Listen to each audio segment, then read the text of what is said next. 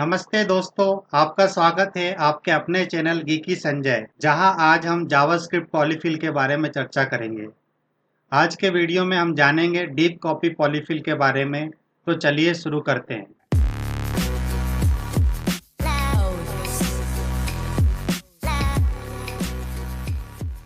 सबसे पहले ये समझते हैं कि पॉलीफिल क्या होता है।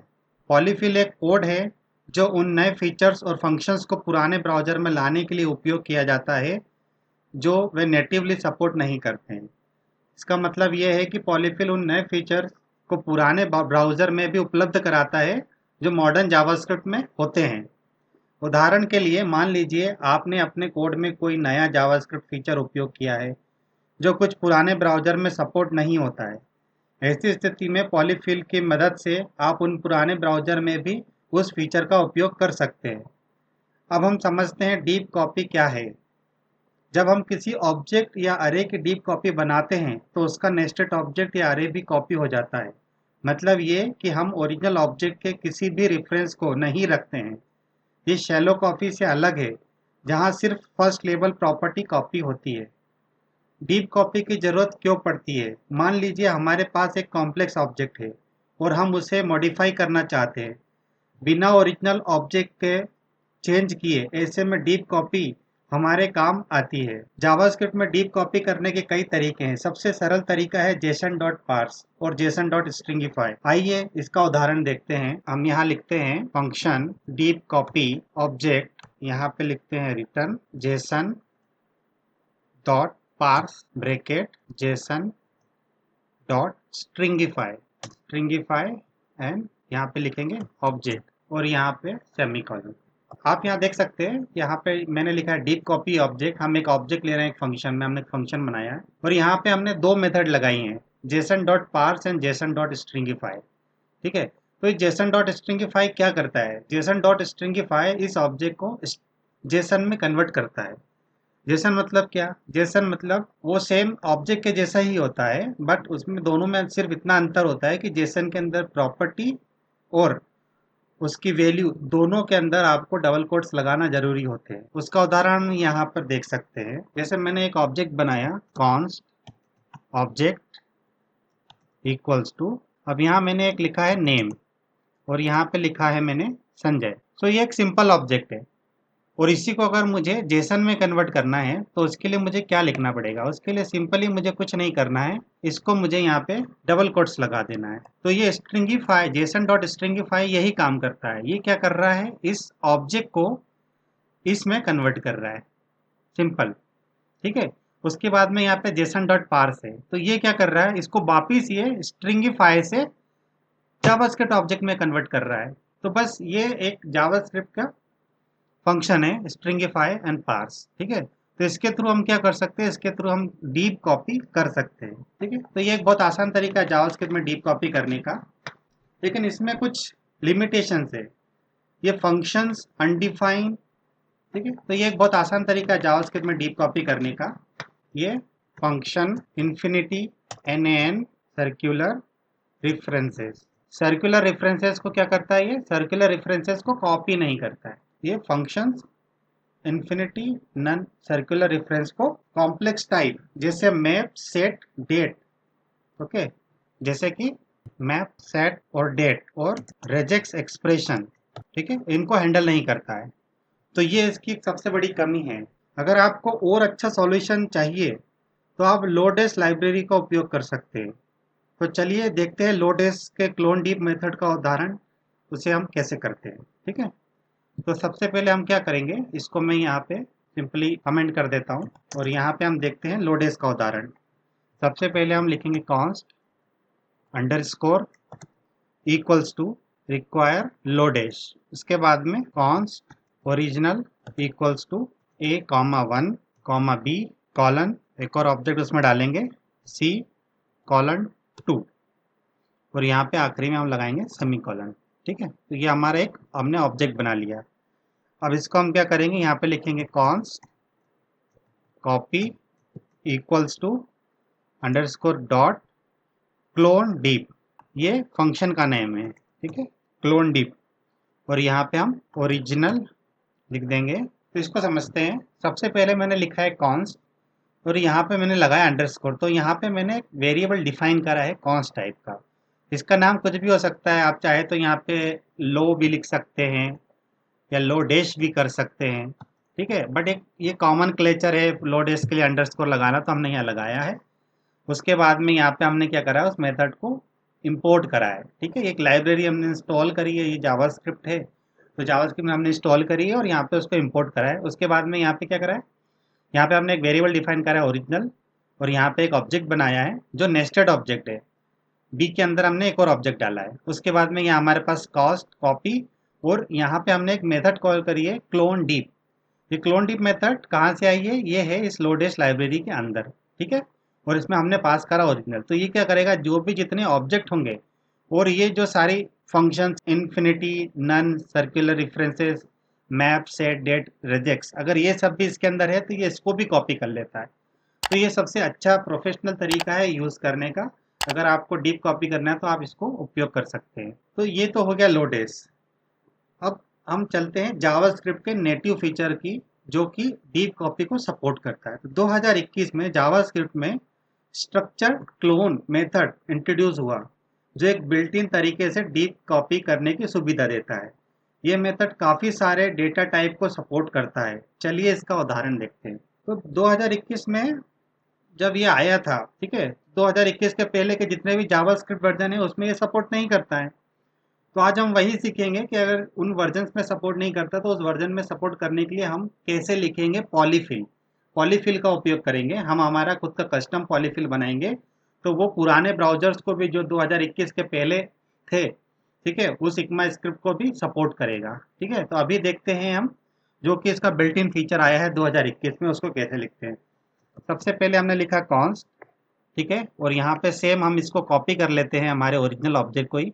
ये ओरिजिनल ऑब्जेक्ट हम कॉपी कर लेते हैं, थोड़ा समय बचाते हैं, और यहाँ पे सेम इसको लेते हैं कॉन्स्ट कॉपी, और अंडरस्कोर की जगह पे हम डायरेक्टली लिख देते हैं स्ट्रक्चर क्लोन। सो ये मेथड है आपकी स्ट्रक्चर क्लोन, ठीक है। ये क्या करेगी, ये इसका स्ट्रक्चर कॉपी कर लेगी, ठीक है। तो ये इनबिल्ट मेथड है जावास्क्रिप्ट के अंदर जिसको हम यूज करते हैं, ठीक है। और सेम ये क्या करेगी, इसके कॉपी बना लेगी और इसका डीप कॉपी बनाएगी। डीप कॉपी बनाएगी मतलब अगर हम बी डॉट को चेंज करते हैं तो वो इसमें इफेक्ट नहीं करेगा। चलिए हम एक कस्टम पॉलीफिल का उदाहरण देखते हैं जो अरे और प्लेन ऑब्जेक्ट को हैंडल कर सकता है। तो उसके लिए सबसे पहले हम क्या करते हैं, इसको सारा कमेंट कर देते हैं। यहाँ पे हम लिखते हैं, ये मैं आपके, तो सबसे पहले हम क्या करेंगे, सबसे पहले हम लगाएंगे इफ कंडीशन, और यहाँ पे हम चेक करेंगे ऑब्जेक्ट डॉट डीप कॉपी, ठीक है। और यहाँ पे लिखेंगे ऑब्जेक्ट डॉट डीप कॉपी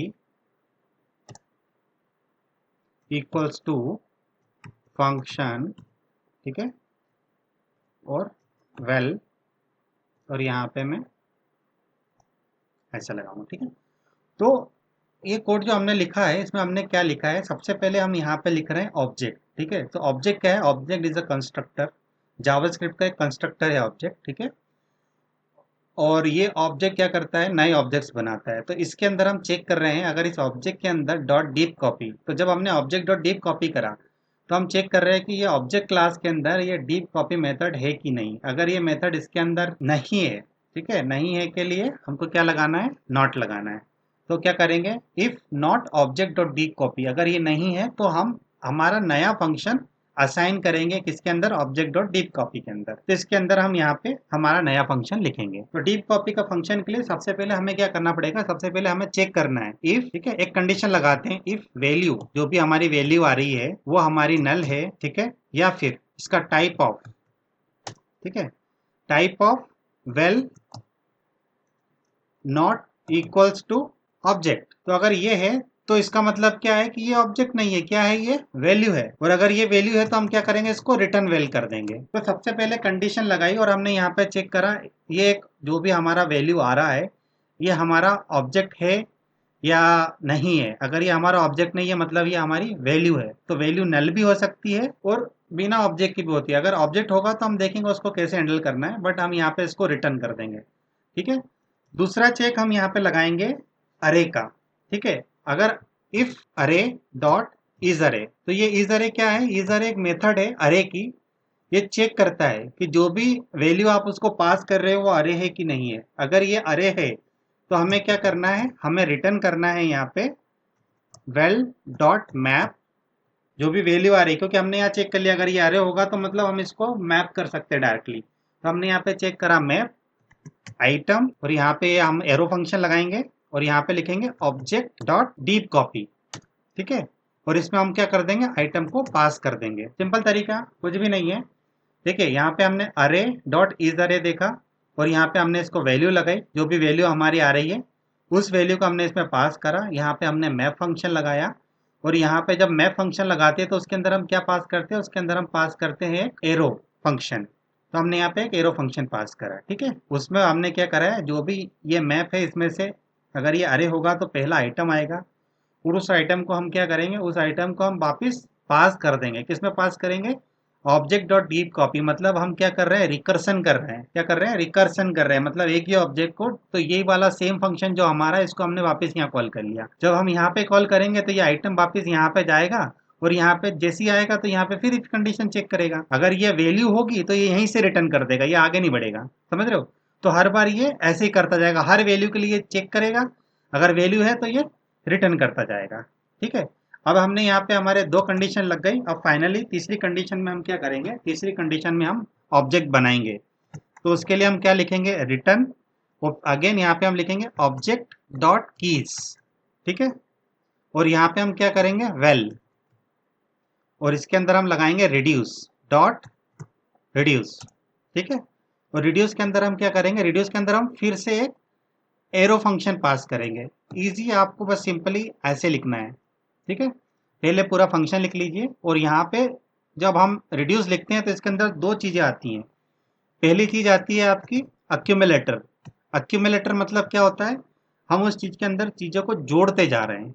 ठीक है, तो ये अक्यूमुलेटर है। मतलब स्टार्टिंग में यहाँ पे क्या होगा, इनिशियल वैल्यू होगी, उसके बाद में जो भी वैल्यू हम कैलकुलेट करेंगे वो इसके अंदर हम जोड़ते जाएंगे। तो ये एक्यूमुलेटर है, इसको आप कुछ भी दे सकते हैं, कोई भी कस्टम नेम दे सकते हैं, बट हमने इसको ऐसे सी रखा है, दैट इज एक्यूमुलेटर। ठीक है, नेक्स्ट हम क्या रखेंगे, की। ठीक है, तो ये की क्या है, ये की आइटम है जो इस वैल्यू में से निकलेगा।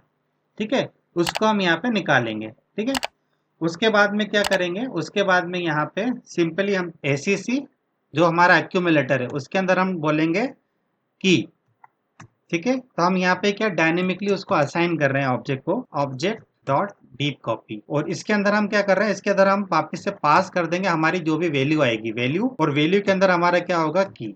डोंट वरी, मैं इसको फिर से समझा दूंगा, आप अभी से कोड देखिए और मैं इसको बड़े आराम से फिर से पूरा समझाऊंगा।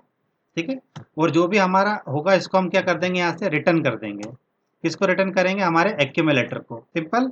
और यहाँ पे जब भी हम रिड्यूस में देते हैं तो यहाँ पे हम देते हैं हमारी इनिशियल वैल्यू, तो इनिशियल वैल्यू में हम क्या देंगे, ऑब्जेक्ट। ठीक है, क्यों, क्योंकि हम ऑब्जेक्ट बना रहे हैं। अगर हम यहाँ पे जैसे नंबर्स होते हैं और नंबर्स को अगर हम एक्यूमुलेट करते, नंबर्स को अगर हम जोड़ते, तो वहाँ पे हम यहाँ पे क्या लगा देते हैं, जीरो। ठीक है, अगर कोई वैल्यू हम यहाँ पे नहीं लगाते तो वो ऑटोमेटिकली ले लेता है। तो ये हमारा क्या हो गया, ये हमारा पॉलीफिल का कोड रेडी हो गया। अभी मैं आपको पूरा एक बार फिर से समझा देता हूँ, फिर इसका हम एग्जांपल देखेंगे, टेस्ट करके देखेंगे ये काम कर रहा है कि नहीं कर रहा है। तो सबसे पहले यहाँ पे मैंने क्या करा है, सबसे पहले यहाँ पे मैंने चेक करा है कि भाई ये ऑब्जेक्ट जो भी है मेरा, ऑब्जेक्ट डॉट डीप कॉपी अगर नहीं है तो मुझे क्या करना है, मेरे जो ऑब्जेक्ट डॉट डीप कॉपी है वहाँ पे मैंने एक फंक्शन इसको असाइन कर दिया है। किसको, जावास्क्रिप्ट के मेन ऑब्जेक्ट को।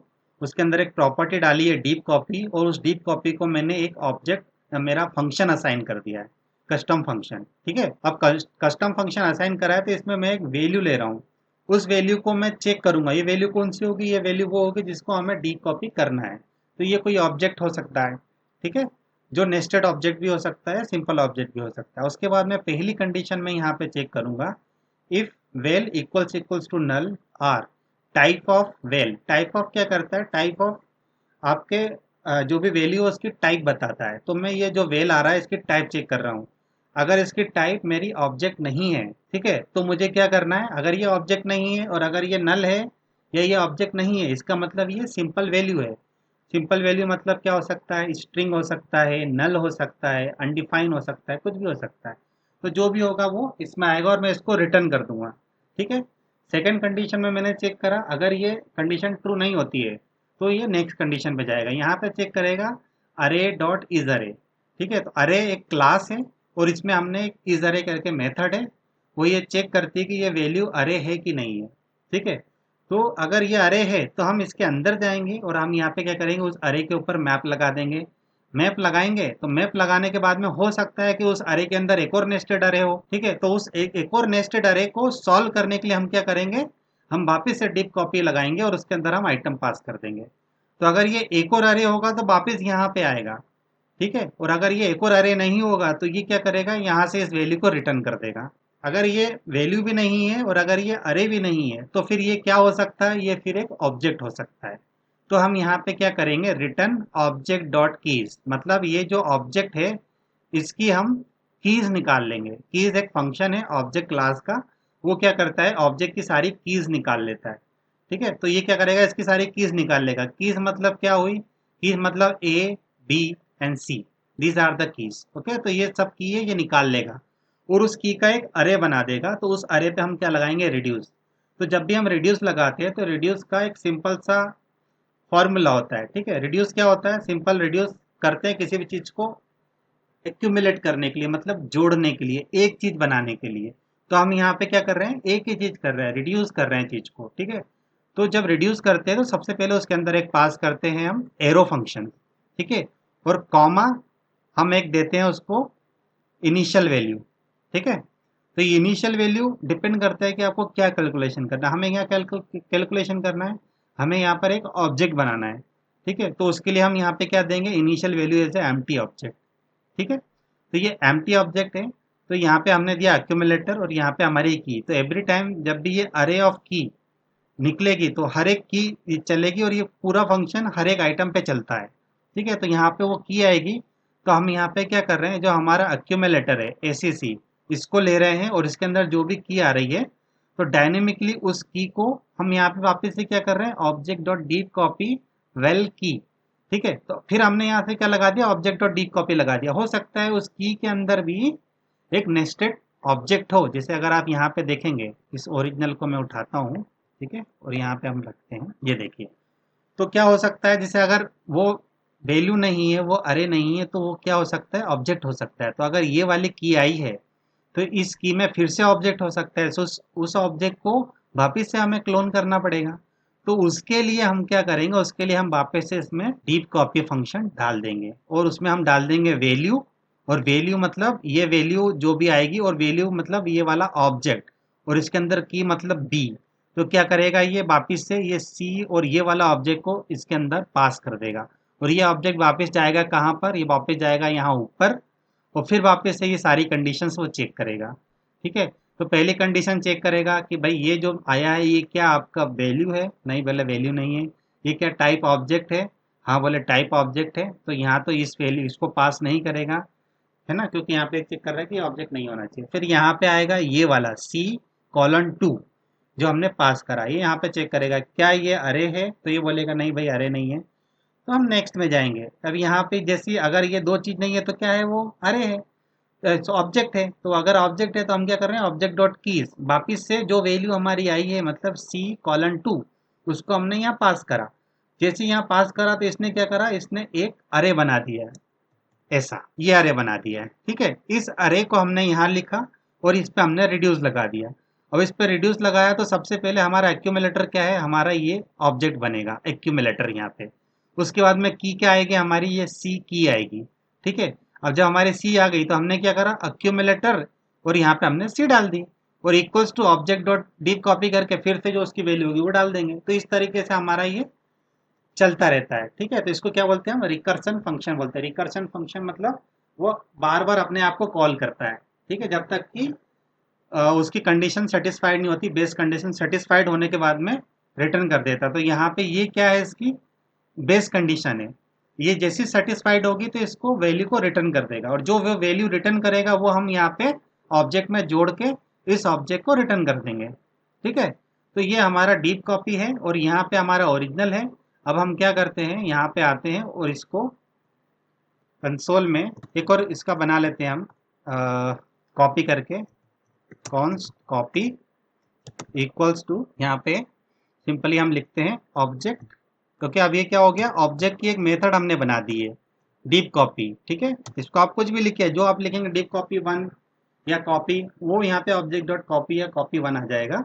उसके बाद में हम यहाँ पे सिंपली इस नेस्टेड ऑब्जेक्ट को पास कर देंगे। अब यहाँ पे हम क्या लिखते हैं, कंसोल डॉट लॉग, और सबसे पहले हम यहाँ पे हमारा लिखेंगे ओरिजिनल, और यहाँ पे हम क्या करते हैं, इसको हम ऐसे लिख देंगे। ठीक, उसके बाद में यहाँ पे फिर से हम इस कंसोल को कॉपी करते हैं और यहाँ पे नीचे हम लिखते हैं कॉपी में, और यहाँ पे भी हम लिखते हैं कॉपी। तो इसको हम चलाते हैं, रन करते हैं पहले, तो यहाँ पे ओरिजिनल भी सेम है, कॉपी भी सेम है। ठीक है, अब हम क्या करेंगे, इस कॉपी में कुछ चेंज करते हैं। ठीक है, क्या चेंज करते हैं, copy dot B equals to, यहाँ पे हम लिख देते हैं संजय। अब इसको चेक करते हैं। ठीक है, अब देखिए ओरिजिनल में कुछ चेंज नहीं हुआ है, इसका मतलब कि हमारा जो हमने पॉलीफिल बनाया डीप कॉपी का, वो सक्सेसफुली बन गया है, और जो कॉपी हमने बनाई है केवल वहीं पे बी की वैल्यू चेंज हो गई है ऑब्जेक्ट की जगह पे। ठीक है, तो ये हमारा पॉलीफिल है, बड़ा इजी है, बड़ा सिंपल है। ठीक है, तो ये पॉलीफिल मेथड अरे और प्लेन ऑब्जेक्ट को डीप कॉपी में आसानी से कन्वर्ट कर सकती है। ठीक है, बट ये कॉम्प्लेक्स ऑब्जेक्ट को हैंडल नहीं करेगी, बट हमारा बेसिक पॉलीफिल हमें बनाना सीखना था, जो हमने यहाँ पे सीख लिया है। तो दोस्तों, आज के वीडियो में हमने डीप कॉपी और पॉलीफिल के बारे में जाना। अगर आपको ये वीडियो पसंद आया तो लाइक और सब्सक्राइब जरूर करें, और हाँ, बेल आइकन पे दबाना ना भूलें, ताकि आप हमारी नई वीडियो की नोटिफिकेशन सबसे पहले पा सकें। और अगर आपको इससे रिलेटेड नोट्स चाहिए तो आप geekysanjay.com पे भी विजिट कर सकते हैं। धन्यवाद।